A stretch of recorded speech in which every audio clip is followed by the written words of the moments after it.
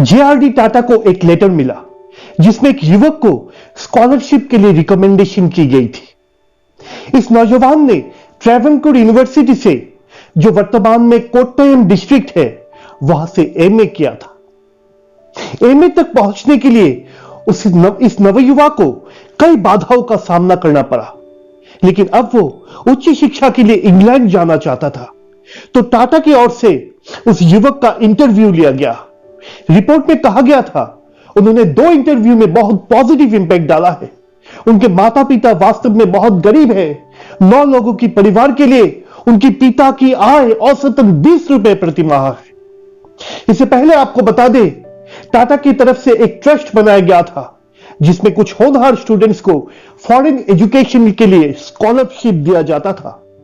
उनके high credentials, ambitions और brilliant academic background को देखते हुए 16,000 रुपए फ्री स्कॉलरशिप के रूप में और 1,000 रुपए लोन के रूप में उनको सम्मान के साथ टाटा की तरफ से दे दिया गया। स्कॉलरशिप लेकर वो लंदन स्कूल ऑफ इकोनॉमिक्स में पढ़ने के लिए आगे बढ़े, जहां उन्होंने खुद को एक उच्च स्तर पर प्रतिष्ठित किया। वही युवा 1949 में भारतीय विदेश सेवा यानी इंडियन फॉरेन सर्विस में शामिल हो गए। 1992 में वे भारत के उपराष्ट्रपति बने और 1997 में राष्ट्रपति भी बने। वो युवा और कोई नहीं, भारत के 10वें राष्ट्रपति डॉक्टर के.आर. नारायणन थे। तो कैसे मिला इस देश को ऐसे महान राष्ट्रपति? चलिए थोड़ा सा पीछे चल के देखते हैं। डॉक्टर नारायणन जब एक स्टूडेंट थे, वह धान के खेतों से होते हुए रोजाना करीब 15 किलोमीटर पैदल चलकर स्कूल जाते थे। फाइनेंशियल कंडीशन इतनी बुरी थी कि वो अक्सर स्कूल के मामूली फीस भी नहीं भर पाते थे।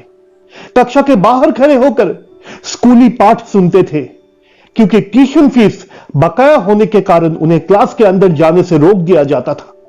परिवार के पास किताबें खरीदने के लिए भी पैसे नहीं थे। उनके बड़े भाई के.आर. नीलकंठन एस्थमा से पीड़ित होने के कारण ज्यादातर वक्त घर के अंदर ही रहते थे। वो अन्य छात्रों से किताबें उधार लेते, उन्हें कॉपी करते और नारायणन को दे देते थे। जब उनके परिवार को गंभीर कठिनाइयों का सामना करना पड़ रहा था, वह दिल्ली के लिए रवाना हो गए और कुछ समय तक द हिंदू और द टाइम्स ऑफ इंडिया में एक पत्रकार के रूप में काम करने लगे। इस दौरान उन्होंने एक बार अपनी मर्जी से बंबई में महात्मा गांधी जी का भी इंटरव्यू लिया था।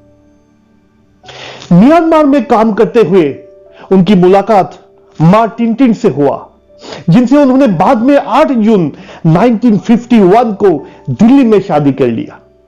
लेकिन उनके विवाह को भारतीय कानून के अनुसार पंडित नेहरू से विशेष छूट की आवश्यकता थी, क्योंकि नारायणन आईएफएस में थे और वो एक विदेशिनी थी। तो परिस्थितियों के मद्देनजर मां टिनटिन ने एक सुंदर सा भारतीय नाम उषा अपनाया और भारतीय नागरिक बन गए। उसके बाद श्रीमती उषा नारायणन ने भारत में महिलाओं और बच्चों के लिए कई सामाजिक कल्याण कार्यक्रमों पर काम किया। राष्ट्रपति नारायणन ने अपने भाषणों में लगातार देश के दलितों, आदिवासियों, अल्पसंख्यकों और गरीबों के प्रति अपने कर्तव्यों और दायित्वों को याद दिलाने की कोशिश की। उनकी अध्यक्षता के अंत में फरवरी 2002 को गुजरात में सांप्रदायिक दंगे भड़क उठे। राष्ट्रपति नारायण को गहरी दुख और पीड़ा हुई। उन्होंने समाज और राष्ट्र के लिए इसे एक गंभीर संकट के रूप में वर्णित किया। उन्होंने प्रत्येक भारतीय को शांति बनाए रखने की गुजारिश की और इस प्रकार राज्य की नींव और सहिष्णुता की परंपरा को संरक्षित और मजबूत करने के लिए विनम्र अनुरोध किया। डॉक्टर नारायणन ने राष्ट्रपति के कामकाज में ट्रांसपेरेंसी लेने के लिए बहुत प्रयत्न किए। उन्होंने महसूस किया कि शिक्षा और सार्वजनिक क्षेत्र में पिछड़े वर्गों के लिए आरक्षण की नीति एडमिनिस्ट्रेटिव डिस्टॉर्शंस के कारण अधूरी रह गई है। इसे नए जोश और ईमानदारी के साथ लागू करने की आवश्यकता है। उन्होंने राष्ट्र को याद दिलाया कि यह आरक्षण कोई दान नहीं है, बल्कि मानव अधिकार और सामाजिक न्याय है, क्योंकि भारत की अर्थव्यवस्था में भूमिहीन मजदूरों, गरीबों और पिछड़े वर्गों का एक बहुत बड़ा योगदान रहा है। राष्ट्रपति के रूप में अपनी सेवानिवृत्ति के बाद डॉक्टर के.आर. नारायणन अपने पत्नी उषा के साथ अपने जिंदगी के बाकी के दिन मध्य दिल्ली के एक बंगले में रहे। Doctor KR. नारायणन की मृत्यु 9 नवंबर 2005 को 85 वर्ष की आयु में नई दिल्ली में हुई। राजघाट में उनको पूरे राजकीय सम्मान के साथ अंतिम संस्कार किया गया।